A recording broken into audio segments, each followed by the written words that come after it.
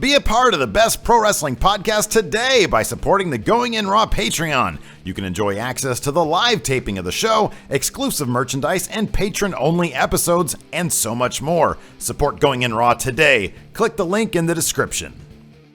This is Charlotte, and you're watching Going In Raw. That sounds terrible. What's up? This is the most must-see WWE superstar of all time and his lovely, gorgeous wife, Marie.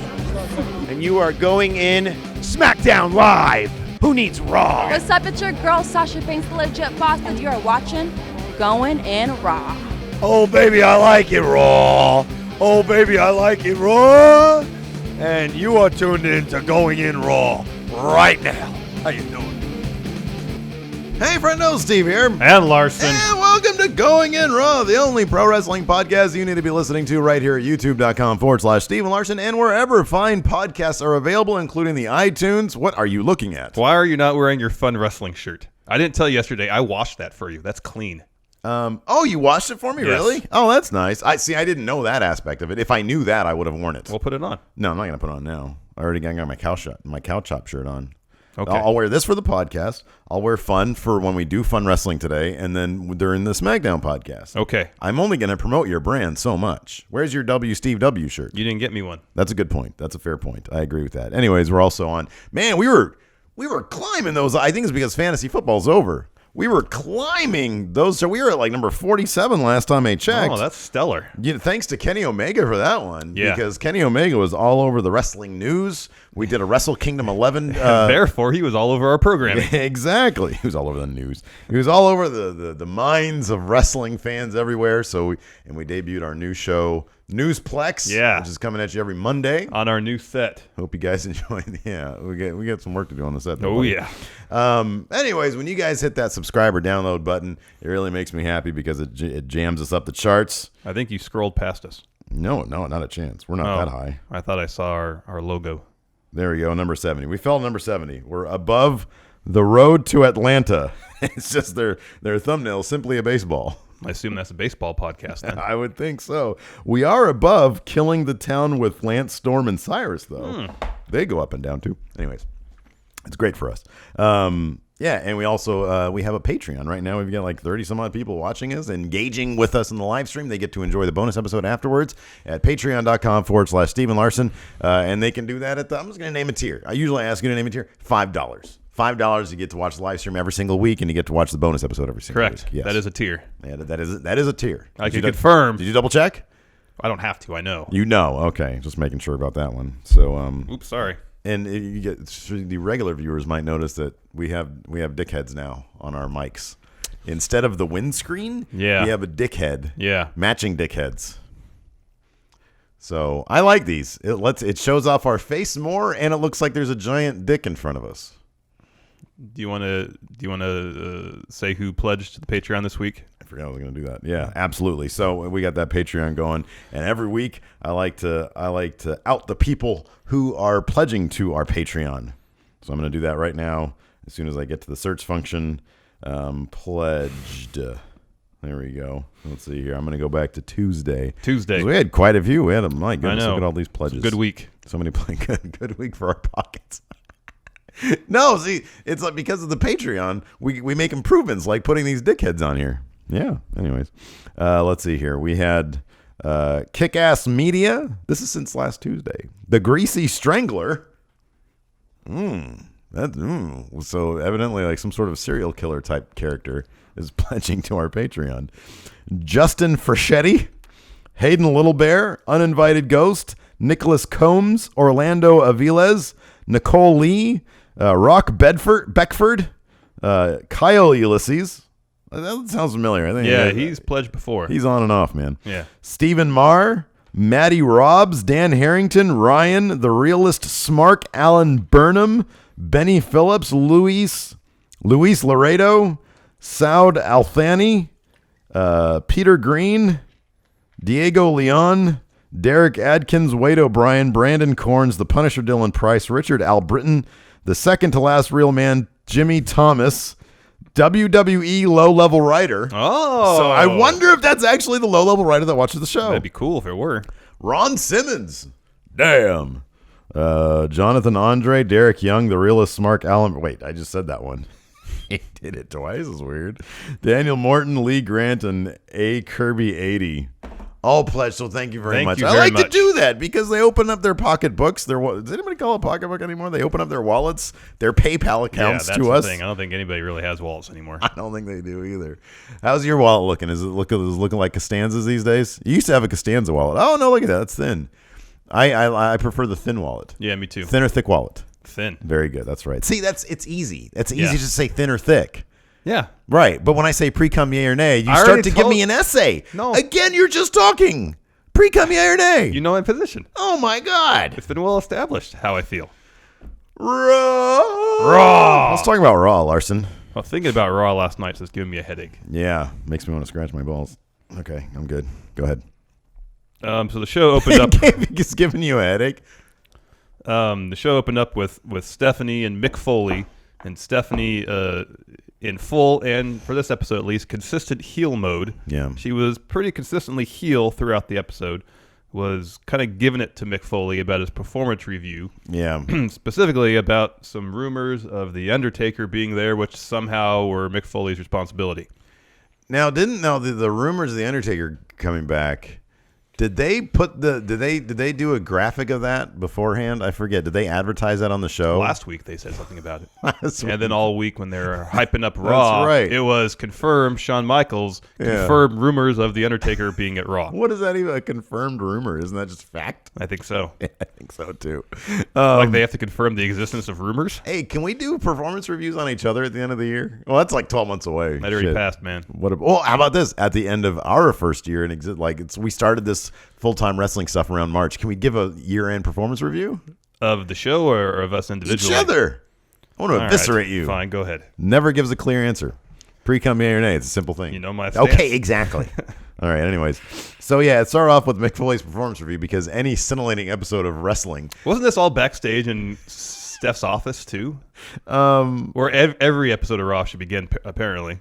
Well, I like if you want to kickstart the show on a high note. So the rumor is the WWE officials, I guess it's just Vince McMahon and Pat Patterson probably, watched Wrestle Kingdom 11. Yeah. So I like that the inspiration they get from that is, hey, let's start off Raw with a performance review. Backstage.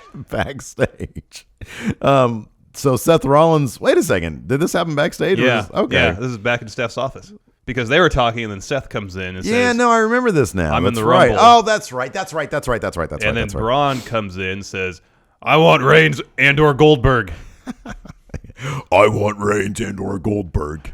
But he has that southern accent going, I want Reigns and/or Goldberg. Oh, I'm getting there. It's good. All right. So anyways, then they start brawling. And then Seth says, "I'll give you a fight." Yeah. And then he starts doing that. Then we were going to have what was going to be like this was very confusing to me. Like, was this the match was the match actually supposed to start then? Raw was a mess last night. Can we just say Raw was how can you be boring and a mess at the same time? I know. You think yeah. one would counter the other. Exactly. But in this case, it didn't. Like, there was one point, like, I wasn't watching the football game last night. Usually, Yeah. I don't really pay that close attention to college football. Yeah, me But neither. I heard it was good. Yeah, I heard it was amazing. And so when Raw was getting boring, I turned over and watched the end of the football game. Right. Because it was exciting. Yeah. So anyways, going back to this weird segment, Reigns comes out, Owens and Jericho come out as if they're going to have a match. Yeah. And then they just start brawling. Braun comes out. Yeah. Seth comes out. They're all just fighting. Chairs are involved. Okay, I will say this, though. Seth came out. It was pretty rad. He did a Van Daminator, Yeah, whatever he it threw was. the chair at Braun. He and threw then the chair at Braun. Did a Enziguri or something like that. Yeah, it was rad. So Steph Look, comes out. I got to find the positive. the No, positive. I understand. There is some positives on the show. Yeah, no, for sure. Steph comes out and says, "All right, Seth and Braun Strowman, you're having a match right now." Right. And it was actually a decent match. Well, the thing that was interesting about it's funny because one of our friendos on Twitter brought up this point. They said, did Seth's match, again, this is interesting. This is the story of Sami Zayn. Does Seth's match against Braun make Sami look weak? Because Braun just ragdolls. And what I told him was, Sammy's gimmick is that he's terrible, but he never gives up. Yeah. Seth's gimmick is that he's Triple H's favorite wrestler, and so he's going to be book strong. Yeah. That's their gimmick. Sammy's gimmick literally is that he's a terrible wrestler. It's just he never gives up, and then eventually he might pull out a win. I know. But yeah, because It's truly the everyman thing. Braun and Seth had a match a few weeks ago, and Braun beat up on Seth. Mm-hmm. He was pretty dominant. And then this was, a back and forth match. And the whole time I was watching this, and I was like, man, this really undercut Sammy. Well, the thing that I like about it is that it's Seth playing up to his architect gimmick, and that he's supposed to be the smarter guy. Yeah. And so he was using sort of a very tactical approach when basically trying to get him off his base, off his vertical base. Yeah. No, there was a strategy involved. But you're right. Like, juxtapose that with Sami Zayn just getting ragdolled by Braun Strowman and fighting back. And fighting back. Yeah, it did kind of. I kind of wish they had. The fact that Sammy's not there makes him look weak too. Yeah, I kind of. Has he been around? No. Where's he been? They just said he wasn't medically cleared last night. I was kind of hoping they might have brought up Braun still feeling the effects of the Last Man Standing match too. Right. Would have helped in terms of telling the story of this match. Here, I had an idea for Sammy when I heard he wasn't going to be on Raw. They should keep him off TV till the Rumble. Oh yeah. Have him come back at the Rumble, be involved in Braun's elimination from the Rumble. Yeah, that'd be good. That's a good story. Yeah, I wouldn't surprise me if they did that. I don't know. That's a ways off though.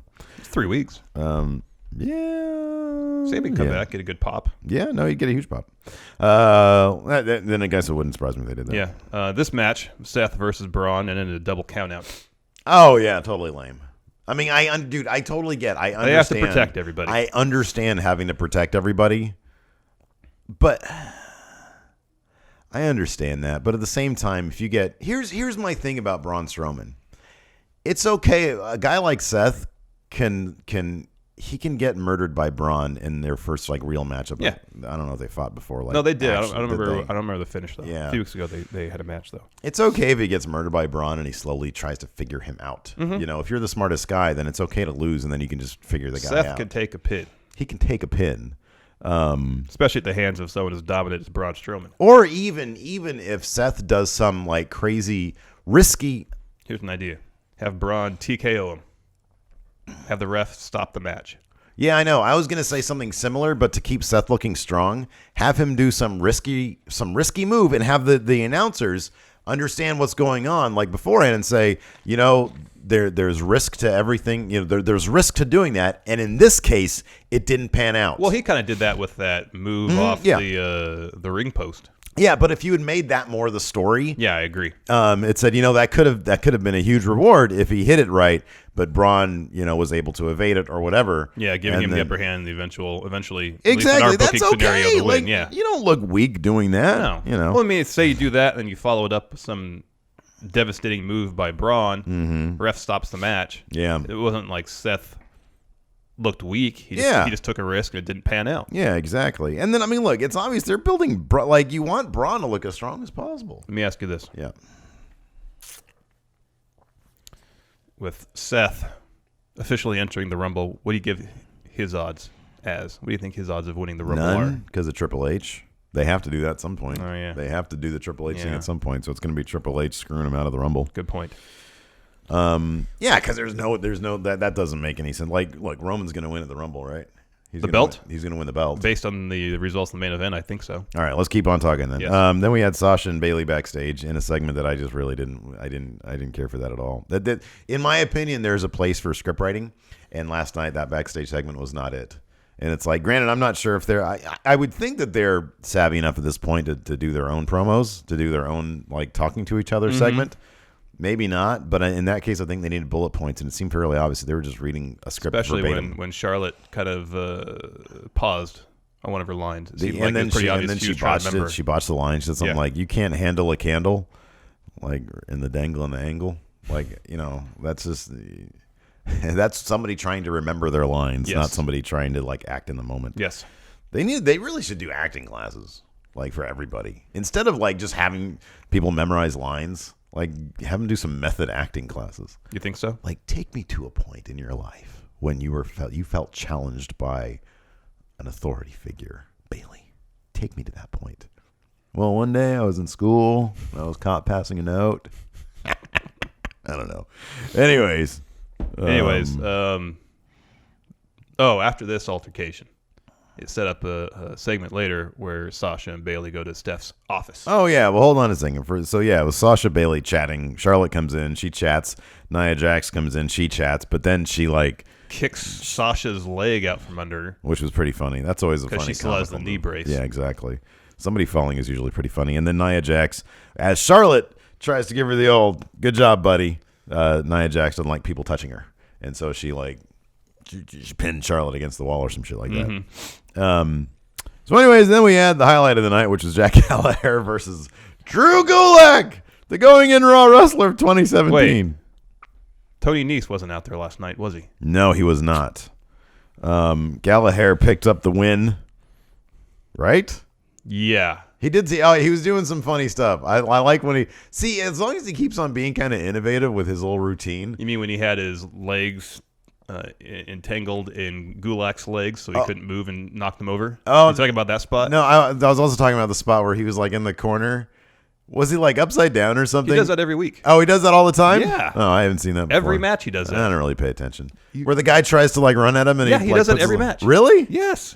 See, goes to show how much I pay attention. Not at all. Now you guys can get in the comments and say, well, see, that's one of his 5 trademark moves. What are the other 4? Headbutt, drop kick, rolling a guy into a pretzel. Yeah. And then kicking their taint. Yeah. Yeah. Yeah, that's it. Okay. Although he hasn't done that in a while. He hasn't. I want him to bring that back. Yeah, I don't know. I probably have noticed, but it goes in one ear, out the other, man. It's okay. That's what I have you around for. Then Jack Gallagher gave an interview where he said he wants to parlay next week with on 205 Live. On 205 Live, that's right, tonight with Daivari. And he says if he chooses not to parlay, and Charlie didn't know what parlay meant. I barely even meant what parlay meant. Doesn't parlay have a couple different definitions? Yeah. Yeah, it does. So in his mind, in his usage of it, parlay meant coming to terms. Negotiations. I thought parlay meant chilling with somebody. No, but there's also where you have an opportunity, you can parlay that into another opportunity. That's right, exactly. My knowledge of the word. Yeah. Gallagher needs to get some teeth whitener. Most people on WWE, they have pristine teeth. Jack Gallagher does not. His are kind of a bit on the shady side. So he needs to get some teeth whitening. Parlay also has a gambling or betting. Oh, that's right. That's right. Take one bet, this is what it says here. Turn it into Take initial stake, turn it to a previous thing. Sort of like what I was saying. Yeah. Take one opportunity, turn it to another. There you go. Then we had Stephen Foley backstage again. That's what it says in the notes. That's what happened, Steve. I guess so. Did she talk more about performance review and he needs to produce? Yeah, this is more about him producing the Undertaker. Then it became producing the. I like that they producing the Undertaker, and it was somehow mixed responsibility solely that the Undertaker showed up. And he seemed confused as shit. He's I have to do this now. I know it was supposed to be up to him. I don't know. I felt like there was some miscommunication there. Raw was terrible last night. It wasn't that good. What do you think of Mick's new haircut? Oh, I love it. Me too. I like it way better than how it was before, because before he did it himself before. Yeah. Confirmed. Yeah. It was ugly. I like it now. I don't know. He's in the process of losing weight. But I think plump Mick just looks healthier than losing weight Mick. In my opinion, some guys just look more natural when they're plump. Yeah, I think that's the term, natural. They look more natural, not healthier. I know. I think some people just are walk around at a certain weight and they look healthier that way. When you start to look emaciated, and I've never seen you that way, it looks unhealthy. Yeah, I think that's also the thing is you're used to seeing Mick Foley look a certain way, and when he doesn't look that way, it seems off. I'm glad it's probably better for his heart and his health and all that kind of stuff. I'm happy. He apparently needs surgery on. And his hip, yeah, because he looks like he's hurting. Yeah, I mean, we called that 20 years ago. He looked like he was hurting 20 years ago. Exactly. HBK came out and promoted his new inspirational comedy, The Resurrection of Gavin Stone, which is coming out. I don't know why I just launched into Vince. The crowd started booing him when he started pushing his movie. because they kind of knew that he was just, you know what? You got to give him some leeway. The man is a legend. Yes. He wants to come out and promote his movie. He should be allowed to do that. Yes. I agree. And not get boos. I agree. But on the other hand, the movie doesn't look that good. It's besides the point, though. But I'm just saying. He's a legend. He's a WWE institution. And we got a lot of him. Give him the opportunity. We got a lot of him last night. Yes. And we got to see some Sweet Chin music. Yes. I was okay. A lot of people were saying that his appearance was cringeworthy. I liked it. It wasn't cringeworthy. There were some awkward moments. Rusev came out, and Jinder Mahal and Lana. Lana, she looks good these days. It's such a trip too, because I watched a little bit of Total Divas because for some reason it was on USA last night. Oh, you heard her talk without her accent? And then on Instagram she talks a lot without her accent. And she just changed her Twitter name to CJ Lana Really? Perry. Yeah. Kayfabe destroyed. That's just the thing these days, man. There's no more kayfabe. Nope. Kayfabe is gone. Kayfabe is gone. Anyways, Rusev came out. Rusev was a shot of life to the segment. Yes. He comes out and he says, he can say the most awkward things I at know. times and plays it off so it's funny. "Oh, I know. Put Lana in the movie." He just kept on insisting that he put. I know. Then do it like stupid Rogue One and make CG characters. And then HBK made that Golden Globes joke that was terrible. yeah. And then Rusev says with a smile, "This must be some American joke I don't understand." But the whole sequence was awkward. I know. But just the way he sold it made it kind of funny. Rusev has so much confidence out there. I know. Like he comes off as total. Like at that point, and then when HBK, I think the crowd started chanting "Sweet Chin" music, and then Rusev said he does not do that anymore. And then HBK said something. Oh, I can't about not getting that leg up there or something like yes. that. Right? Yeah. And then Rusev sort of got in the position and had kind of a smirk Yeah, on his he did. face. You could tell he was having fun. I know. That's when I love it, is when you can tell, yeah, they're playing characters, they're playing a role. There's a time and place for being a true heel. Yeah. But this isn't it. This is like Yeah. HBK's out there. I like that Rusev is probably giddy at the fact that he's interacting with this legend. Yep. And that's what I like about it. You can kind of tell that Enzo was in the same boat in that respect, that he was just happy to be in the ring with. Well, then Enzo Shawn posted Michaels. a picture of him as like a 7-year-old with HBK back in the day. Oh, that's cool. Like he got a picture with him. Yeah. And then I think one of the commentators said last night that HBK was Enzo's wrestling inspiration. well, that's what he said. Enzo also said that on Stone Cold podcast. Yeah. So yeah, big geek out moment for me. I honestly wish I don't care. I know that Enzo has like a legit leg injury or knee injury. I think I want him to be in the chair always. Because it's hilarious. And I want him to keep on like bedazzling the chair. Like I want it to get cooler each week. I know. A little bit more like our Newsplex set. Just each week it's going to get a little bit more. Oh, we got a lot longer ways to go with that love set. it. than It's Enzo so does with bad. his It's wheelchair. so bad. I love it. So anyways, this led to a match between Cass and Jinder Mahal. Jinder Mahal. Ginger's looking jacked these days. Yeah, he man. is. He's looking yoked. Cass Wellness won. policy violation for Jinder Mahal this year? I hope not. Confirmed? The rumors are not confirmed yet. Cass picked up a win after a botched, what's that? East River crossing. Oh, is that what he's calling? I know he has the Empire Elbow. Yeah, but he preceded that with an East River crossing that was botched, Okay, yeah. and then the elbow Okay. got the win. Yeah. As you said earlier, we saw some sweet chin music on Rusev. I was in the kitchen making some. I mean, I can see the TV from the kitchen, but I was in the kitchen making. Look, man, Raw's on. It's 3 hours of your life. You have to kind of continue with your life. Oh, yeah. When Raw's on, if need be. Yes. I got people to feed in this house. I made some really good meatloaf last night. Oh, it was amazing. I love meatloaf. Yeah, meatloaf. You wouldn't like this because I put a thick ass layer of cheddar cheese on the top. Way to ruin a perfectly good meal, Steve. Oh, it's great. It's lovely. Anyways, I don't know if I've ever had meatloaf with cheese on top. Usually you just put ketchup on top. I mean, essentially all meatloaf. What's the? So you put meat and we put stuffing or rice in it. What do you add to it? What do you Breadcrumbs put? usually. Breadcrumbs, and yeah. sometimes I'll chop up some onions and Oh, that's and other good. Yeah, I veggies put chopped onions in it. I don't put- do the chopping myself, but I do the Sometimes whole I'll thing, saute yeah. them and then put them in there Oh, that's probably really to good. add some extra flavor. I know I need to get on that a little bit more, but I mean, essentially, it's like a cheeseburger casserole. What I do. Because it's just burger. It's burger, Oh, and yeah, I put yeah. like a burger, and then you I put stuffing. Yeah, to keep the it box moister. stuffing. To Yeah, keep it and moist, then yeah. tomato Do sauce. you put an egg in there with tomato it too? sauce and an egg. Yeah. Well, I do 2 pounds, so I do 2 eggs. Okay, yeah. We should start a cooking podcast. I know, right? I can do a whole show about how I make chili. YouTube.com/MFSteve here. I'll do my meatloaf recipe. There Then you you go. can come on and you can do chili on my channel. What benefit is there for me? Just interact. Hang out with your friend. I do that all the time anyways. I know. Let's see here. Then we had Neville versus Lindsay Dorado. I love Neville, man. Oh, he's so good. According to some people, they changed his music. Yeah, I heard. I saw that. I didn't really notice. Me neither. But I had the volume down low on my television. That could be why. So you literally just didn't notice one way or the other. I mean, I heard that like the basics are the same, but people were saying that it was slowed down. But I couldn't tell. Oh, okay. That's kind of cool. I love Neville. Yeah. He's all in on this heel shit. He Yeah, knows it's what he's great. doing. I like Lindsay Dorado. Rich Swann came in. It's kind of hard to be menacing Rich Swann when his music is so, can you handle this? Are you fabulous? You know, that kind of shit. But he showed some intensity, which is what I want to see from Rich Swann Yes. if he's going to maintain any relevancy.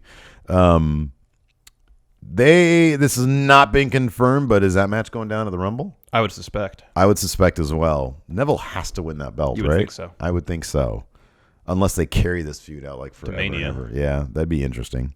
I don't think that's going to happen, though. I think it's going to be, let's see, who's natural for Neville to fight after Rich Swann? Let's assume Neville gets the belt at the Rumble and they decide to go in a different direction. Who's good for Neville? And do not say TJ Perkins. Oh, did you see that annoying shit last night? He was hanging out with HBK, teaching him how to dab. Need I say more? Are you on board with the get rid of TJ Perkins? Give him a front office job. I don't like anybody to lose their job. Give him a front office job. Have him help with the creative team behind 205 Live, but don't put him on camera.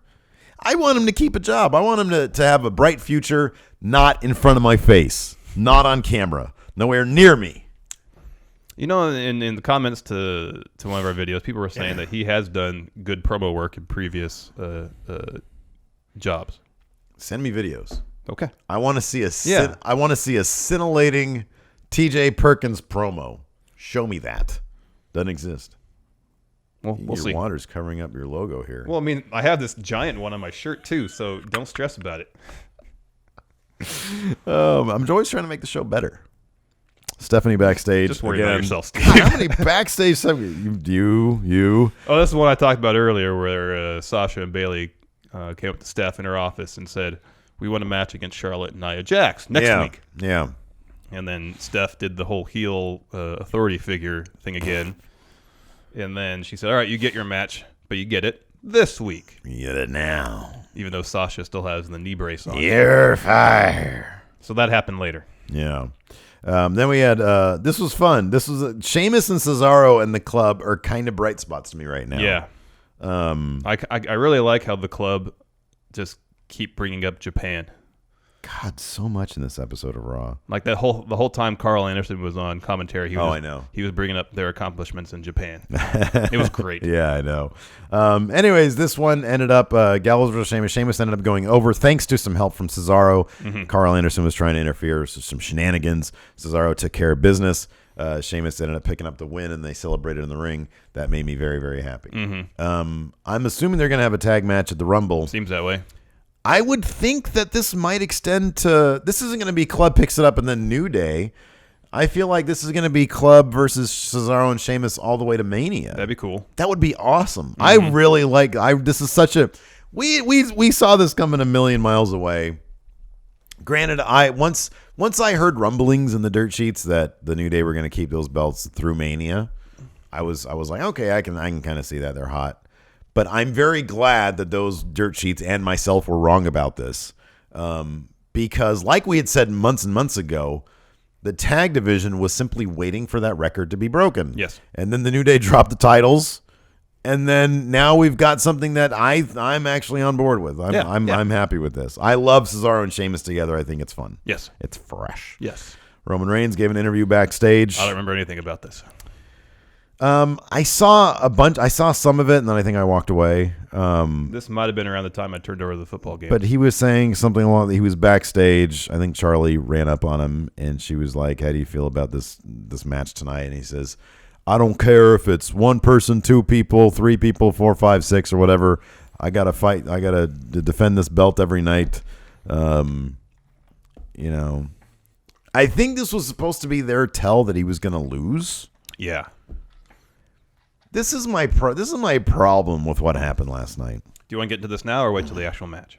Okay, let's wait till the actual match. We can get into it now. If No, you like. because we don't have that long to go. Then more Foley and Steph, and she was saying the Undertaker. Well, Foley came out and essentially pleaded with the Undertaker to come out. Foley tricked him, had the lights go down. Yeah. Only for her music to hit. Yeah. She comes out, about to lay into him. Yeah. And then the lights go out. And then the Undertaker actually comes back. Yeah. The Undertaker is one thing. He confirmed that he is above brand. He did. He said nobody controls me. I go where I want. Bad idea because he should be on SmackDown. Agreed. However, the Undertaker is one of those things that the WWE does right. I thoroughly believe that. Like, he comes out when it's special. Yeah. They protect him, and he's still around. Mm-hmm. Like, he's still relevant. What number in the Rumble will he come out? 28? 29? I would think it'd be closer to 20, to be honest with you. I think he's going to last a little while. For his Rumble victory, should it come to pass, and I think there's a good chance that it will. For his Rumble victory to really mean something, he would need to come out before like the very end. I'm saying 26. Here's the thing about the Rumble, though. What? You can get in the Rumble and do absolutely nothing. You can get in there at 20 and hang out and win. I understand You that. can do that. And eliminating people is not that difficult because the person who gets eliminated does 99% of the work.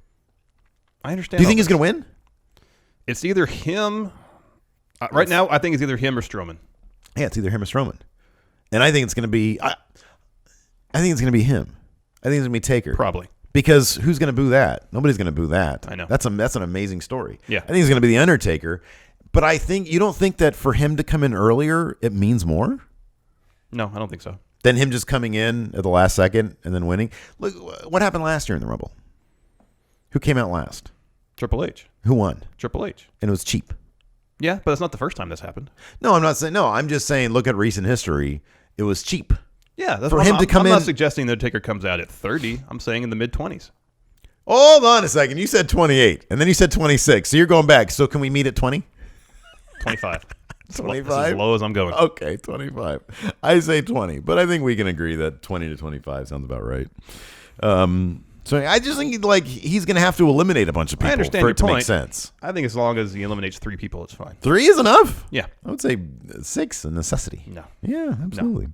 We'll see. We'll find out. We'll do our predictions video in 2 weeks. Yeah, we'll name our Final 4 and everything. Exactly. Let's see here then. So yeah, that was fun. Undertaker came back. Sasha and Bailey then took on Nia Jax and Charlotte. I don't remember dick about this match. Neither do I. Who won this fucking thing? Oh man, feel free to light up our comments. Feel free. This is supposed to be a recap. Who fucking won this? We really don't know. Oh no, that's not good. Chat, tell us who won this match. How'd this go? I feel like Nia and Charlotte won the match. Oh man, we got 42 people watching right now. Hey everybody, what's going on? Wowie wow. Goodness gracious. You feel like what happened? It had to have been the heels, right? Yeah. Had to have been the heels. I think the heels won. Okay. That sounds right to me. We're not the only ones. Alex C said, I didn't watch this one.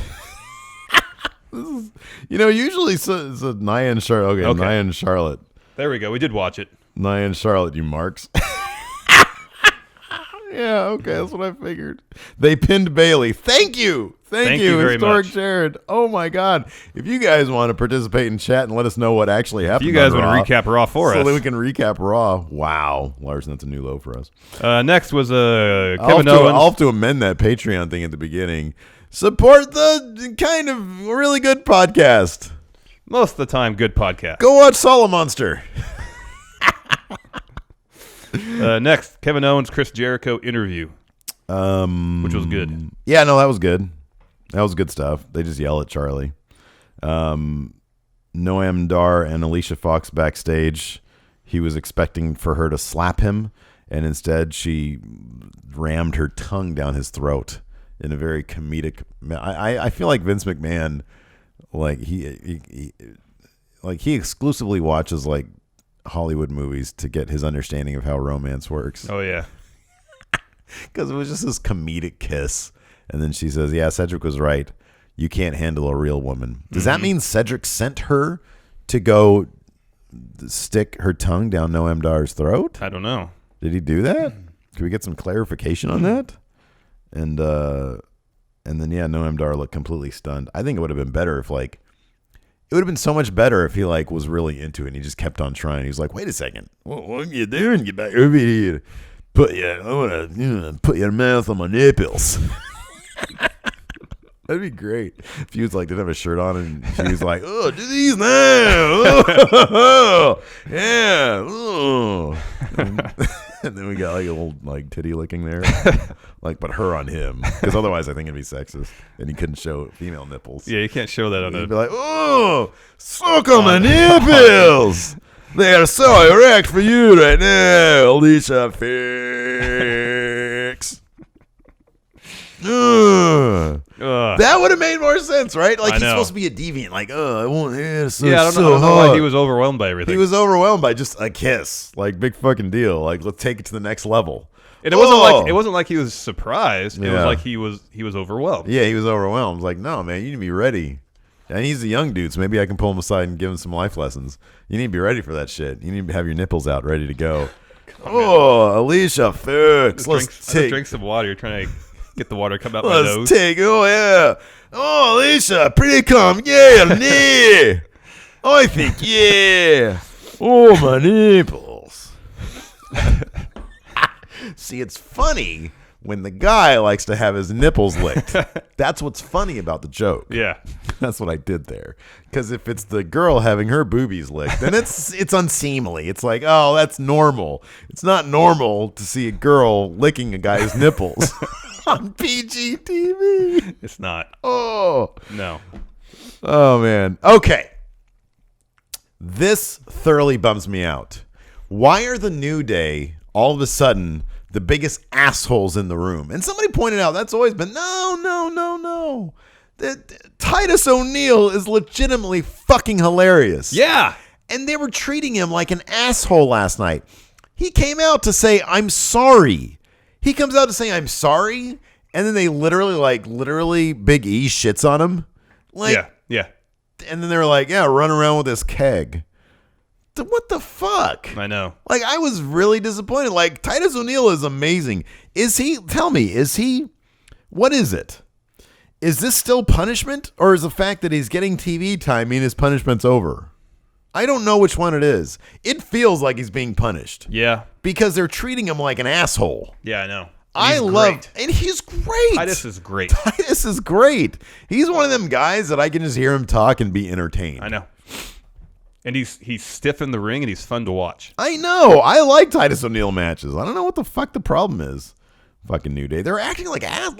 They're all about this, power of positivity, and they're not being positive at all right now. And the WWE is all about be a star. And it's I'm sorry, but you have your good guys acting like assholes and bullying this guy who's trying to do something altruistic, who's trying to be nice. Yeah, he's trying to apologize. He wants to be a part of the New Day. He wants to be a part of their clique.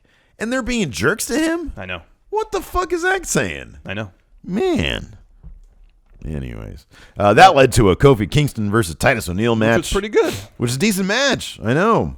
And then Titus did not win this match. No. There were some shenanigans. They had, Xavier Woods started doing his little Francesca thing, distracted Titus, and then I forget what happened, but I know Titus. Kofi gave him a trouble in paradise. Yeah. Got the pin. Yeah. SOS. Then we come to our main event of the night. Roman Reigns versus Kevin Owens and Chris Jericho. Handicap match for the U.S. title. Going into this, we thought there was zero chance. No chance in hell. Okay, here's the thing. If you watch Newsplex, you can kind of see me waffling a little bit. Because I felt that the presence of HBK and The Undertaker meant that there was the possibility. Here's the problem. I thought there was the possibility that we would see it happen, but I thought it was implausible. Yeah, okay. So I felt there was... What percentage chance did you give this going last night? 99% it wasn't going to happen. 97. 97. I would have given it as much of a chance as 25%. Okay. I would have But still implausible. Still implausible. But possible. But when the myriad times that Sasha Banks picked up the Raw Women's title on Raw, they built the show around it. Mm-hmm. They made it feel like it could happen. Whenever something happens on SmackDown, it's, SmackDown's unpredictable. This could happen. Mm-hmm. Roman Reigns losing that U.S. title was a massive event that felt so ordinary. Mm-hmm. That was my main problem with it. When my response is, wait, what? Really? They just did that? And not, oh my God, they just did that. Then there's a problem with the way you're telling your story. Yes. Because I'll mark out for pretty much anything. Yeah, pretty much. So long as it's built appropriately. If it's and built even close to being appropriately, if you're making the episode feel special because you're going to have a title change at the end, and you don't, it feels like going into that, I thought for sure that this was going to end in some sort of DQ or some sort of Braun was going to come out. I was just thinking, okay, how are they going to end this crap? Yeah. Because we've seen variations on this so often that it was just going to be, okay, well, I know how this is going to end. I think JD from New York, I think, on Twitter at one point, like a couple weeks ago, said, yeah, here we go. Raw ends with Roman's music. And it got me thinking, man, yeah, Raw ends a lot with Roman's music. And last night, it was going to be the same exact thing. And it wasn't. Chris Jericho won. And it should have been amazing, but instead it just felt odd. It did. What are your thoughts? I agree 100%. And they did everything in their power to protect Roman while he lost. He got beat up to start the show from Braun. Got beat up before the match started. And it literally took two people doing their finishing moves on him for him to lose. Yeah. I don't get it. Not at all. I understand that. I even understand the concept of protecting Reigns. Yeah. But the 3-hour show should have built to that moment. I think maybe they tried to do that using the kind of false start to the match at the beginning, but that just felt awkward. It felt awkward. It felt weird. It felt off. They tried to do it using the backstage interview with Roman. They tried to do it. Do you remember when there was an episode of Raw, again, with the same combination? I think it was Jericho was going to take on Reigns for the U.S. title, and I think it was when Jericho and Kevin Owens were on the outs. Yeah. I know Is that correct? Yeah, I think so. That episode, because of the way Chris Jericho was behaving, because of the nature of Kevin Owens, that would have felt more natural. If Chris Jericho won that title without the aid of Kevin Owens, and that would have constituted a much more interesting storyline. Yeah. Instead, They've had at least 4 opportunities to get that belt off Reigns and give it to Jericho. That would have been far more interesting than what they did last night. in episodes where they built it properly, in episodes where it was built so that you think this could work really well. Yeah. But then they did it so often that at this point it was just mundane, and this is when they decided to have the belt change. I know. It was as if right before the show, Vince decided that Roman was going to win the belt at Rumble and said, all right, well, we'll get the U.S. title off him now. Yeah. It was so poorly constructed. The episode was so poorly constructed that this... Did you see the crowd's reaction? Mm-hmm. There was virtually no reaction. It was stunned confusion. Like, wait, did we really just see that happen? That was weird. Yeah. Like, Roman not having the U.S. title is a massive thing. I know. Because they've built that belt The belt to is essentially be on par with the Universal title. Yes! And him losing it was so matter-of-fact. Mm-hmm. It was just odd. It was. It was very underwhelming. I was... This should have been a massive moment. This should have been such... All the heat that Jericho has, like, the crowd loves Jericho. I know. This should have been a massive moment. I know. And it's the belt that Jericho has yet to win. This should have been built up so... Like, they should have... They shouldn't telegraph it necessarily. No, I know what you mean. They shouldn't telegraph it, but they should give you the sense that it's possible that a title change could take place. Every time a title is on the line, they should give you that sense, and they don't. Yeah. But when a title is actually going to change hands, they should at least go out of their way. When Sasha Charlotte goes down on Raw, you always think, no, that can't happen, but it might just. Mm-hmm. In this case, it was, nah, this can't happen. This is not going to happen. And then it did. And then it did. And then the reaction is that you put just, what? I mean, I can't. It's people can shit on us now for saying, "Oh, when it actually happens," and then you still shit on it. It's not that. It's we appreciate good storytelling. Good storytelling. Every episode of Raw should be like a movie unto itself. Yeah. You know, it should have a beginning, middle, and end, and it should. And it rarely happens. SmackDown more often happens this way. It should build to the main event where something big happens. Well, by and large, sorry to interrupt you. We had the segment to start the show, kind of, where the match was supposed to start. Yeah. And they didn't really touch on it again until Reigns' interview at the start of the third hour. Mm-hmm. So there was almost 2 hours of TV time where that storyline wasn't mentioned. Yeah. At all. Yeah. And then it was twice his interview, and then Owens and Jericho had interview were the only two uses of the talent in that match to build up to the match at the end of the show. Yeah. So it just seems like in terms of pacing, it wasn't really well done. And it should have even been overbooked. Like, you should have seen Braun and Seth have some sort of role in this as well to increase the tension, to increase the drama. Braun comes out and maybe tries to, I don't know, Braun wanted Reigns, so he probably should have tried to fuck with Reigns. Like last week, yeah, and then have Rollins come out to help Reigns. Yeah, exactly. And then Braun and Rollins could fight, taking them both out of the finish. Exactly. Yeah. Like there's a way to have built this, so it wasn't just so matter of fact. I know. They just robbed Reigns of the title. Like I want to see a lot of drama where Reigns will come so close to keeping the title. And then he doesn't, and it was just flat. Yeah. This was just completely flat. And also the finish didn't necessarily help. Like you had No, it didn't. Owens powerbombed Reigns on the apron, which is, they booked that really strong. Yeah. They take forever to get Reigns back in the ring. Yeah. And then one code breaker and he's pinned. Yeah. We've seen him kick out of stuff way worse than that before. I know.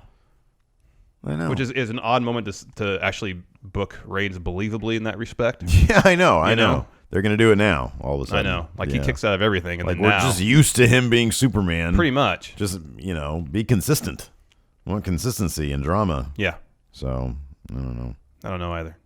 I mean, it's cool. Jericho got the belt. Yeah. There's storyline potential there. Yeah. But I don't know. I love that chat right now. They're on the Patreon. This is what you're missing out if you're not a patron. If you're not a $5 patron. They're just talking about meatloaf and oatmeal and meatballs. I've put oatmeal in meatloaf before. You just need something like that to keep it moist. Yeah, you need the exactly. Anyways, let's get to some questions. Yes, because it was an oddball Raw. Yeah. Part of being a patron, we try to make sure everybody gets their question answered. I'm going to lay this out for our friendos out there, or the patrons out there, because we get the majority of our questions from Patreon. Yes. From $1 and up.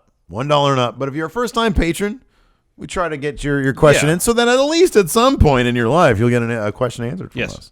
So I gathered all. We got 100-something questions. It's impossible to answer on them all. Patreon this week. Yeah, we can't answer them all. And so do you want to hop on Patreon and load up the most popular ones? There. Okay, good. So we'll if you're a first time, we'll get your question in. Mm-hmm. And after that, we'll go those for most who are popular. rated most popular, those that are rated most popular on Patreon. Yeah. And if we have time, we'll do more. Yeah. We have a lot of questions. Yes. Let's see here. From Nicole 9-Volt Lee says, what wrestlers from any era do you think were ahead of their time? I like this question. Yeah. Were ahead of their time strictly in terms of movesets and in-ring style. For example, she could see Ricky Steamboat or Owen Hart in the WWE today, and I agree with that. Brian Pillman. Yes. What a great answer. What a really good answer. I was going to say a guy like I think in every respect, Bruiser Brody. I think that guy. It's so surprising to understand that he was big back then because he could be big now. Like, look at the guy. I know. He looks amazing. Yeah. You know what I mean? Like, he could be in the Wyatt family. He could be like a major player in the Wyatt family. Yeah. You know? Wade fucking O'Brien, a.k.a. Thomas O. Ciampa. Let's see here. Well, he just says he likes our stuff. He says, I don't have anything groundbreaking to ask. Just glad I can express my love for the channel. Thank you very much. Thank you very much. Richard Albritton. If you had to cast any wrestler for a fantasy-style RPG squad, who would be a fighter, your healer, the thief, and the one who always dies in every random encounter. All right, going backwards, the one who always dies in every random encounter. I'd make that Enzo. Yeah. Your thief would be Seth Rollins. There you go. Your healer would be Undertaker. Well, I was going to say Bray Wyatt. Okay, those are both good answers. Yeah, they're supernatural guys. Fighter. Who's your fighter? Brock Lesnar. John Cena. Oh, okay, yeah, Brock Lesnar's good too. Intergalactic Bear Champion, Panda Peep. If you both could be a championship belt, what belt would you be? I would be the new UK championship belt because I'm such a mark for everything related to the UK. You know why I like the UK so much? Because it's like an alternate dimension version of us. Because they speak English, but they speak their own version of English. Yeah. And then, like, it's just all alternate dimension. Like, you over there, you eat their chocolate, and it's chocolate, but it's a little bit different. Everything's the same, but a little bit different. A little bit different. A little bit different. Interesting. Yeah. What belt will you be? I guess the WWE title. I mean, it's the most prestigious title in the whole company. So you're saying you're the most prestigious person in our company. I would like to be. Okay. You aim to be. Yeah. I would make you like the you'd be the NWA I think there was like an NWA brass knuckle championship. Yeah. Yeah, cuz you're a knucklehead. Oh, thank you. Yeah. This one is from Steve. I promise it's not me. I'm not a patron. Considering Chris Jericho is always reinventing his character, what Jericho is your personal favorite? He says he loves him from his 2008 feud with HBK. I would think I still have to say his WCW run. I agree. Because it's also closest to what he is now. It's so interesting that Jericho now has successfully fused everything good about all of his past reigns. It is kind of a perfect synthesis. It is, yeah. Let's see here. The uninvited ghost. Who wins in a street fight, Vanguard 1 or Mr. Sacco? So in his defense, he actually had a longer question that had to do with a hardcore dream team, but it'd take too much time. So and then he said bonus question. I like this bonus question better. Who wins in a street fight? I mean, it's got to be Vanguard 1, Yeah, right? you'd think so. Yeah. Mr. Sacco is simply a sock with a face drawn on it. Without a human controlling Mr. Sacco. It's kind of useless. Yeah. Yeah. I mean, Vanguard 1 is at least presented as its own kind of semi-sentient, He's his own thing, yeah, exactly, and he's mechanical. Big John Buck says, am I the only one who wants to see Titus O'Neil beat the crap out of the whole New Day? No! I want to see that too. Brad Cam. If you could redo your two wedding days, which WWE superstars would you have past or present as your best man 3? Well, we did this last week. I said my best man would be Patrick Clark. And then, he says 3 groomsmen, so I'd make the new Wyatt family. Bobby Roode and the New Day. Oh, that's good. Your new father. Yeah, I think he asked this question. Somebody asked this question last week. We've gotten this question before. New father-in-law would be Vince McMahon. I'd be marrying Stephanie. Yeah, that's a good answer. Yeah, I like that answer. Triple H not be allowed there. No. The realest smark in the room, Alan Burnham. He's hoping for the Rumble to be a huge swerve with Cena losing and Roman losing. Then Cena just keeps putting himself in the championship matches, and Jericho and Kevin Owens go to WrestleMania for titles match. What do you think of that? I think it's great. That would be great. All Cena, all championship matches. That's what it should be. Cena Mania. It's just Cena's in every match. And guess who wins every match? His efforts to win every belt. Yeah, exactly. The future gunplay champion, Luis Laredo. Let's see here. I recall Steve here asking if the Money in the Bank match was the new Royal Rumble. It got me thinking of how would you guys feel if the Royal Rumble reward was the contract to fight a champion at any time instead of Mania. So they fuse them. I like them the way they are. Yeah, me too. I like them the way they are. It's kind of comparable, to how they do it in New Japan, where the winner of G1 gets to headline Wrestle Kingdom, and then for the I think the Super Japan Cup. It's a single elimination tournament, and the winner of that also gets a title shot for one of the summer shows. Truth. If I remember correctly. Yes, correct. Ibrahim Hassan. Why has WWE never made a big deal from the historical moment like the first Hell in the Cell woman match or John Cena tying Ric Flair's number? He says, I think they need to make it look big. I think they do. Yeah. They do make a big when deal. Cena ties Flair or breaks that record, There's man, gonna be all sorts of fireworks. you're going to see all sorts of pyrotechnics. Yeah, I think like the WWE sort of makes every opportunity to to tell people when they're breaking records and Yes. stuff. They always make it a big deal. Lawson McCool. Let's see here. Just wanted to see if either of you thought there might be a canonical segment via Undertaker where he passes the powers of darkness to somebody like Bray Wyatt or Finn Balor. Are we going to see like a supernatural passing of the torch? You know, think he's going to fight Finn Balor? But, I think it's going to be strictly Cena. Do you think it's going to be anybody after Cena? AJ Styles, maybe? There's been chatter about it being a triple threat, but I don't like that. Yeah, I don't like it At either. Mania, I don't like that at all. Either give us AJ Cena at Mania or give us Cena Undertaker. Yeah, I agree with that. And then they can do AJ Samoa Joe. Yeah. Matty Robbs asked this. Was Jericho winning tonight a mistake?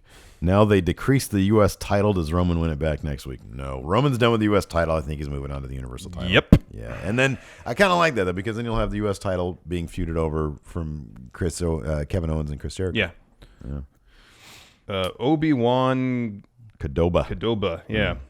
Third member of Going in Raw being kept off TV due to an inside joke by the writer. Yeah, exactly. His question: if you could rename any tag team on Main or NXT, which team would it be, and what would the name be? If you could rename any tag team on Main or NXT, I would rename the Ascension the Dissension. Can't do better than that. I had a similar idea. What was it going to be? The Vaudevillains into the Time Travelers. That's good. The Vaudevillains into the Voyagers. There you go. Yeah. There you go. I love this name. Deep Fried Ballsack. He was wondering why there are no Tornado tag team matches in WWE question. anymore. Great question. I love the Tornado tag team. Yeah, me too. Which one is that again? It's where everybody just jumps in, right? Yeah, it's where all members of all teams are in the ring. Yeah, exactly. I like that. Yeah, no, I wish they would do that more often. Jonah PC44. So, if Jonah is thinking correctly, when Vince took over the WWF, there were like 30-something territories of wrestling in the United States. But he eventually took control of the United States wrestling territory. With that in mind, do you think the Cruiserweight Classic United Kingdom tournament is his way of taking over the territories like he did in the beginning of his career as chairman? Could this be his last act as chairman before retiring, or is this Triple H taking a page out of Vince's book? Keep up the great work. You guys are the best. Well, there does seem to be some indications that the UK tournament was a response to ITV's World of Sport, which evidently underperformed what they were hoping saw for it that. to become like a weekly show.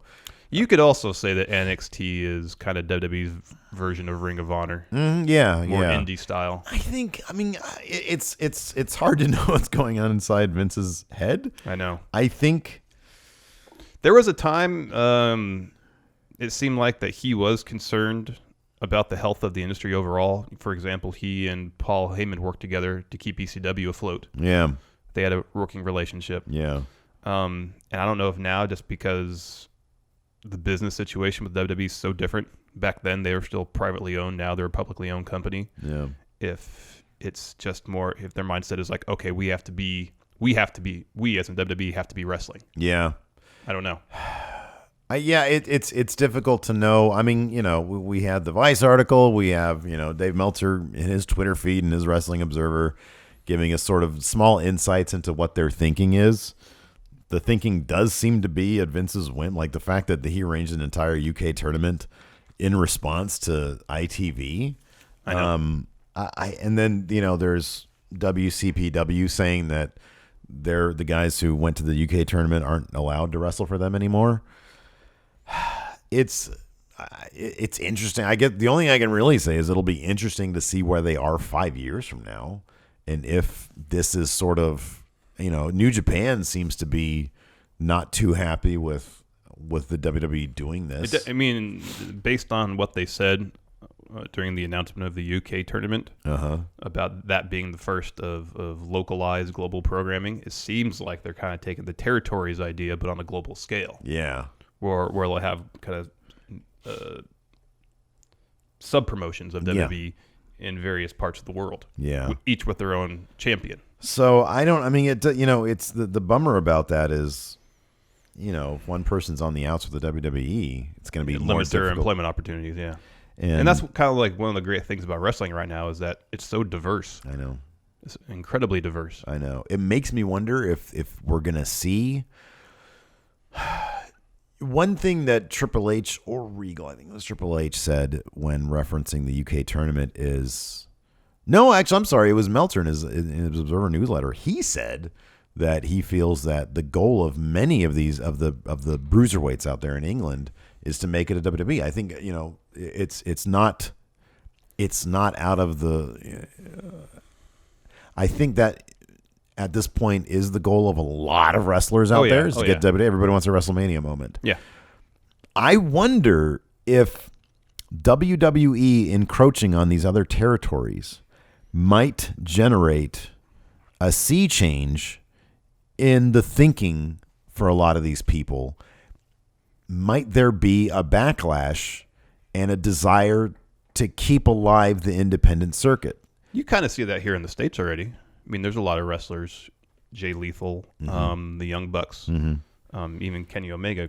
I know he's wrestling in New Japan, but still, that have been presented many times with offers to WWE and turned them down because either I think by and large, because they've managed to build their own brand enough where they don't need the WWE to be successful. The only question about that is, and then sorry, I didn't mean to interrupt you. Then just becomes a matter of, okay, do I want to go to WWE and see if I can replicate the success I've already established on my own in WWE, and then, as you said, the WrestleMania moment.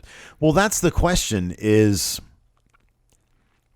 are the Young Bucks, we have always felt that the Young Bucks and Kenny Omega, and I don't know if AJ Styles did it on purpose or if it just ended up that way, but they're building their brand so that when they do go to the WWE, they'll be able to demand more money. They'll have a bigger spotlight. But also, if they go to the WWE and demand that money and that spotlight, WWE's not willing to give it to them, they have well, they'll be fine. No, yeah. I agree with that. But I wonder if that's their ultimate goal versus will there eventually be a point where somebody's ultimate goal will be, Kenny Omega said, I'd rather be the legend who never went to the WWE. Yes. I wonder if that would start with guys who are really young, who are 15, 16 years old right now, if there will be such a sense of, I don't even want to be part of that corporate machine. Yeah. I want to spend my whole career helping an indie wrestling industry thrive. Yeah. I wonder if that sentiment will start being, because that has to happen early. That sentiment has to happen early. Yeah. I wonder if the guys coming up now who are 15, 16, who are watching Ring of Honor, New Japan, if that's going to be what their destination wants to be, and they look at the WWE and they don't let the WWE do all sorts of moves, they want to wrestle, or I don't know. It'll be interesting to see where it is 5 years from now. Yeah. If there's going to be a backlash to that, because nowadays with the world being so much smaller, it's easier to foster backlashes. To big corporate takeovers. Yeah. I don't know. I don't know. Be interesting. It's a loaded question. Anyways, where were we on the Greasy Strangler? Correct. This is a dangerous character, this Greasy Strangler, from what I understand. I don't know, just that name. If Rey Mysterio is ever to come back to WWE, do you think he should join the cruiserweights? I don't think so. I number one, I'm not even sure that would happen. I guess it wouldn't surprise me if it happened. He was a big moneymaker. Mm-hmm. Should he join the cruiserweights? He's been doing good work in Lucha Underground. Oh yeah, he's been doing great work. Should he join the cruiserweights? No, he's too big. Not physically, of course. He is a cruiserweight, but his name is too brand. Big. His brand is too big. Yes. Thank you. Rock Beckford. So you have to recast friends with a girl and a boy from each roster, including NXT. Mojo Rawley is banned from your choices. He makes everything boring now. No, fine. You know what? Mojo Rawley is everybody. All friends. Just do it through green screen. All friends. Yeah, there you go, Rock Beckford. You weren't a big Friends guy, were you? No. Neither was I. It was like the anti-Seinfeld. Yeah, I love Seinfeld. Friends had some clever writing to it. They had some good chemistry. Yeah. But all in all, it was just too... Like when you kick off a show and they're like frolicking in a pond in like a fountain. Yeah. No good. Yeah, I never really got into Friends. The second to last real man, Jimmy Thomas. I want your opinion on how to book Owens v. Jericho. Well, Owens is going to lose his Universal title at the Rumble. Probably, yes. And then Jericho, the tables will be turned. Yeah, and that'll upset Owens so much. Mm-hmm. That he'll make his way to the list of Jericho, mm-hmm. and then they'll have a match at WrestleMania, I guess, for the U.S. title. Correct. Before we get to the popular patron questions, I want to answer this one from Twitter. Okay. Arthur Lyons, do you think a gimmick like the Dead Man can work today, or is it only over because it's the Undertaker? Because it's a You mean legacy. I'm thing. assuming he means if that gimmick was introduced today. Yeah. I think if your name is an occupation, I think no. I think it's not. That's not going to work. We see with Bray Wyatt and Finn Balor kind of supernatural gimmicks can still work. Can still work, yeah. But in terms of if you introduced a guy today, what's another cool vocational name? The Gravedigger. The Mechanic. That's kind of cool. Not as cool as a Gravedigger, though. I'll be honest with you. That's not good. Why is the Grave Digger a cool vocation? Because it has grave in it. Yeah. You're gonna like the YouTuber. What if yeah? What if this is my Kenny Omega comes to WWE? He signs the page. He's like, okay, all this stuff. I get all this stuff, and then he goes into Vince's office. Okay, I've got a great idea for you. You're the Grave Digger.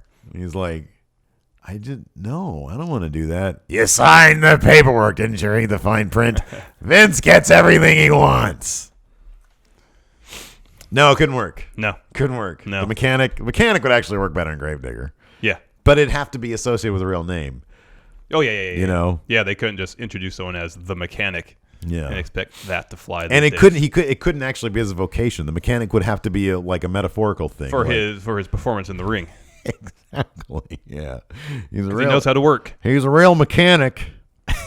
That's all JR would say. Yeah, he's a real mechanic in the ring. Yeah. Exactly. Mr. Ratings Adam Mayhem. Yeah. Working with the premise that Okada versus Omega was pretty much the greatest match in recent history, if not ever. Who in WWE's current roster do y'all think that, given the platform, time, stage, story, and no one holding them back, can have a match as good, if not better, than Okada and Omega? Hey, Wade O'Brien makes a good point here. Kenny Omega's name is the Cleaner. It is. And he literally does come out with a broom. Yeah. But it's not presented as if he's like a janitor. He doesn't come out in a janitorial outfit. Yeah. Oh, I'm sorry. I missed that entire question. What? Who in WWE has potential to put on a match on par with Okada and Omega? That's the short version. AJ Styles. Oh, this is a great question. You know what? AJ Styles and Seth Rollins, I would say. This is a very good question. I think a lot of people. I think Kevin Owens and Sami Zayn could. Kevin Owens, Sami Zayn, Shinsuke Nakamura, Samoa Joe. Let's go to main roster. Like you said, AJ Styles, Seth Rollins. I think Kevin Owens. I think hell, I honestly think Dolph Ziggler could. I think he could. I don't think The Miz could. No to Ambrose. No. No to Ambrose. Yeah, no to Ambrose. I think a lot of people could. I don't think they ever will. No, because the WWE's not going to let them do what's necessary. Yep. They're not going to let them do it. Yep. And that's a huge difference. You're not going to see any top rope dragon suplexes in WWE. I'll tell you that much. I know. I sent you a link last night to Kenny Omega Kota Ibushi match from 2012. Yeah, I was off the hook. Like half that stuff, it's banned in WWE. I know, but you know what? The furious pace with which they work. You don't need the crazy moves. You don't need all the pile drivers. You don't need all the suplexes that are fucking people's necks up. Although I like the way they do their like snap suplexes. Yeah. Because they just sort of roll them on their shoulders. Yeah. Like it's just their shoulder. Sort of. You don't need all that stuff to have a furious pace with a sense of urgency. You don't need that. In drama. A well-built match. I agree. That match was all those Rainmakers. The Rainmaker's not a special move. But all the attempts when Kenny Omega turned the Rainmaker into a knee strike. Oh, that was great. Like, that's not a banned move. You can still do that in WWE. Yeah. This way Kenny Omega delivers that knee strike makes it look like it should be a banned move. And the way Okada sold it, exactly. Like, you can do matches like that. I just don't think that they want them to, it's a different style of wrestling, I think, in WWE. Yeah. That's a lot of it. Oh, worse, sir. The second to last real man. Oh, we already answered this one. Sorry. Haven Elric. Haven Elric was at Raw in his hometown last night. Very nice. And he's got to say the crowd was on fire. Fire! What's the best wrestling crowd reaction in history? Oh, there's a lot to choose from. Foley winning the title on Raw. And, The Rock, he tweeted about that, too, just the other day, because it was the anniversary of that. And he said, back before they were selling out huge arenas, was a more intimate setting. The crowd was on fire, but also just the product there. The drama was there. Yeah. There was so much drama. Pretty much the Attitude Era, the crowds and WWE shows were electric from the moment the show started. They even try to control the crowds these days. Like know. all this, the culture of signs are now sort of done with. I know. Like they used to open the. I actually turned on USA a little bit early last night, and they did the promo before the actual show started, like before the CSI or whatever ended. Mm-hmm. And it's just it's so corporate. It's so like, hey, everybody. And the thing is, like, New Japan has nothing on WWE's presentation, like all the graphics and all that kind of stuff, and the fact they have cameras everywhere.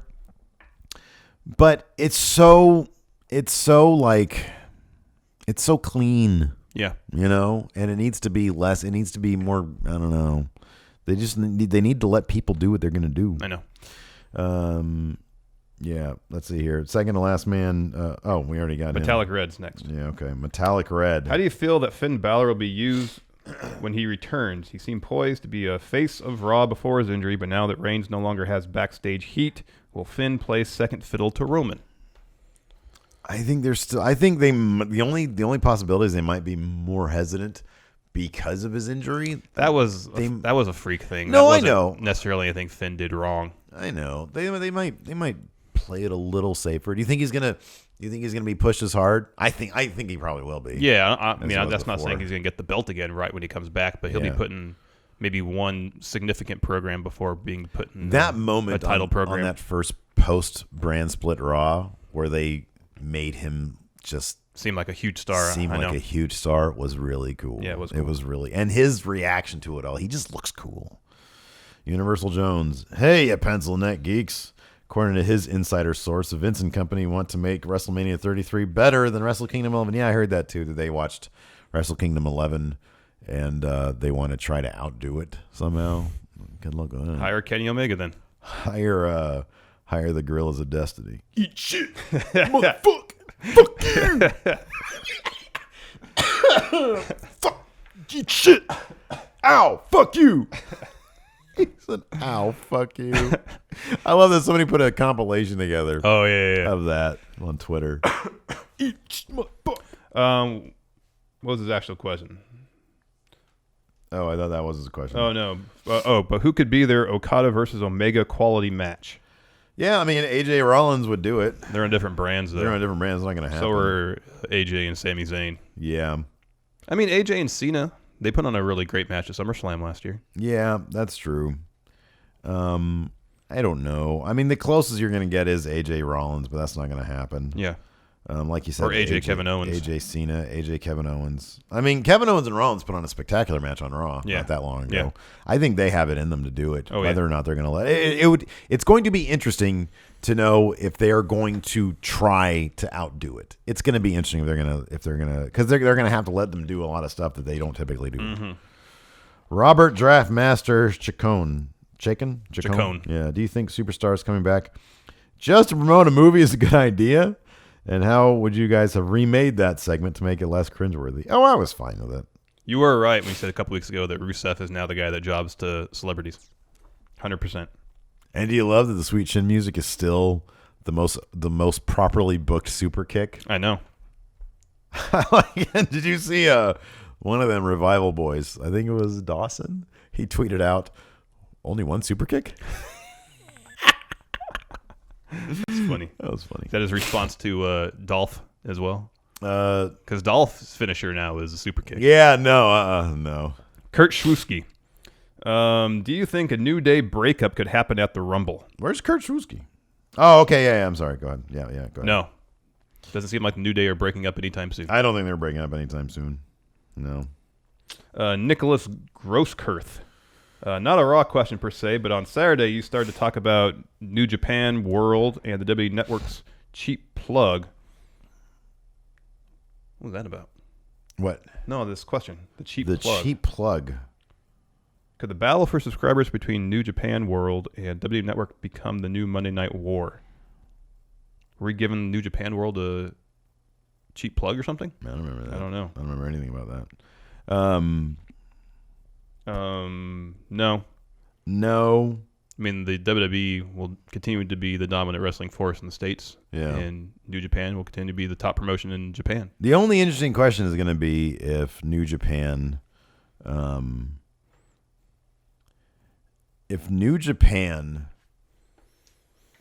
really feels like they can challenge the WWE in some respect and can make money off of a TV deal here in the States that isn't Access, and they go for the American style presentation. Mm-hmm. Because I haven't seen any of the Access show because I don't have Access. Yeah, I don't either. But it'll be interesting. I wonder how much of an investment it would be for them to do that. I think even if they just tailored a version of their streaming service for English-speaking audiences. Yeah. Or had an app. Yeah. That you could download to Apple TV or Roku or Xbox or PlayStation. I wonder how much of a game changer that would be. I don't know if it'd be a huge game changer, but it would help them make significant inroads. Yeah, here in the States. I agree. Let's see here. Eddie Rose Guevara. Eddie Jose. Eddie Jose. Why did I say Rose? Oh, I don't know. I don't know either. He's going to a live event at the Oracle Arena in Oakland near Valentine's Day. Yep. This will be the first event he has ever gone to. Is there anything he should know prior to going to these events, and what are things that he should look out for? Is merchandise everywhere? Any advice is welcome. They don't typically have quite the same stock of merchandise they do, obviously, on the website. It's usually just kind of a handful of shirts and whatnot. Expect the wrestlers for house shows to be a lot more loose, a lot more willing to mess around in terms of how their characters are portrayed. Yes. They're not quite as serious. Yeah. Because they do these things 4 days a week, so they try to have more fun with it. Oh, they're a blast. They're so much fun. Yeah. Yeah. Let's see here. I'm trying to go down the line a little bit because there's some questions that we've kind of already answered. Joshua the Dynamic Knight Martinez says, do you think we'll get Sasha versus Stephanie at WrestleMania? I remember they were saying on the dirt sheets that they were planning a pretty They're planning huge, something big, and Nia Jax doesn't seem big enough to be something huge big, storyline for Sasha, so maybe. Yeah, I hadn't thought about that. Yeah, it could be. Adam Fella, if WWE was willing to cross over with any other promotion for a Survivor Series-like event, which promotion would you choose, and what matches would you like to see? I mean, New Japan's the obvious answer. Uh-huh. I'd like to see Kenny Omega and Okada and Naito, Tanahashi. Given the recent statements from New Japan heads, that's not going to happen. Very unlikely to happen. But I wouldn't mind seeing like a Ring of Honor thing too. That'd be fun. Yeah. WCPW presents WWE.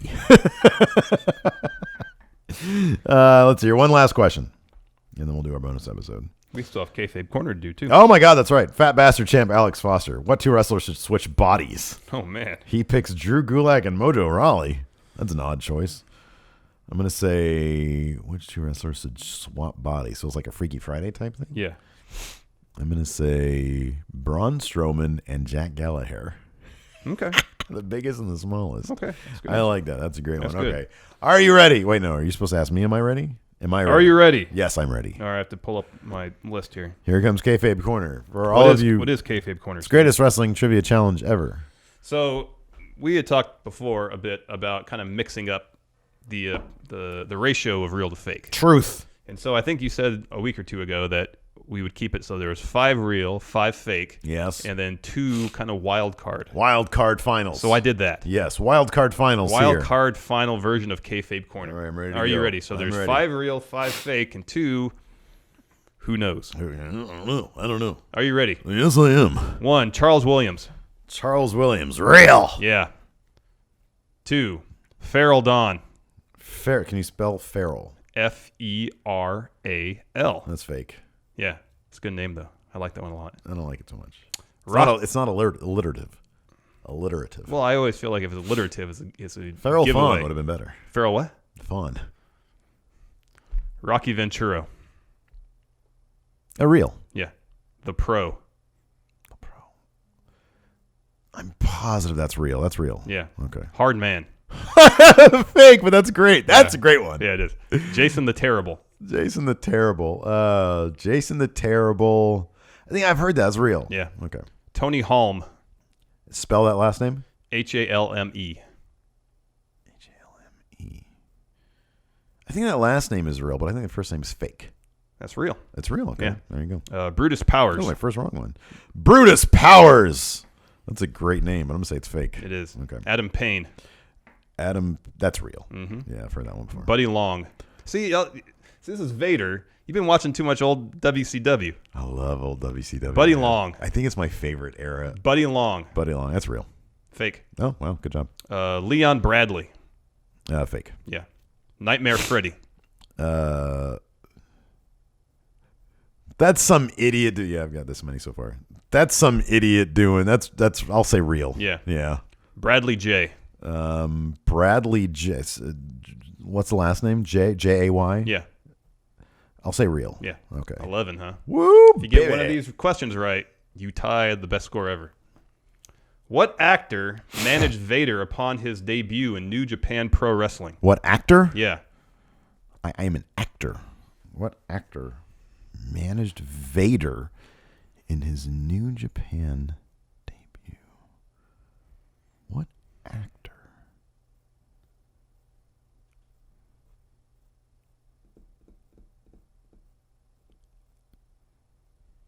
What actor?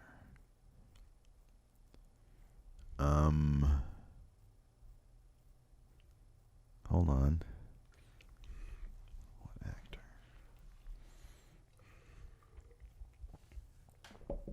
Michael Hayes is just looking at me right now. What's wrong, Steve? You don't know this? What actor managed Vader? Boy, that's weird.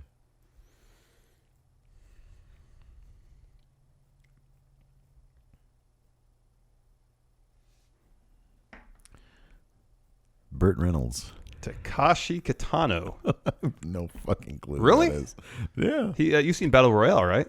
Oh, okay. Yeah. I didn't know. Yeah. Oh, okay. All right. Yeah. What NFL team did Vader play for briefly? Oh shit. The Rams. Yep. Yeah, baby. I almost asked. I got 12. Suck it. This ties the best score ever. Whatever.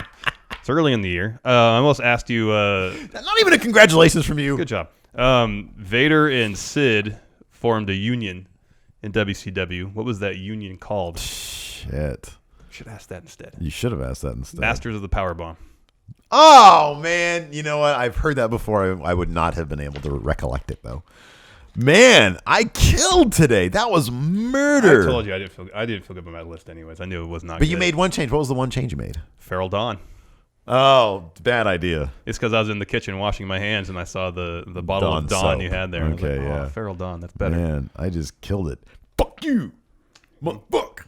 You have to be Eat shit. you have to be an asshole about it. No, I wasn't. I was just recollecting Wrestle Kingdom 11. Sure. Eat shit. All right, let's do this bonus episode and go get lunch. I'm hungry. Okay, sounds good. Thank you for tuning in, everybody. If Thank you're you a very patron, much. Be sure to stick around. We got the bonus episode coming up right now. Bye.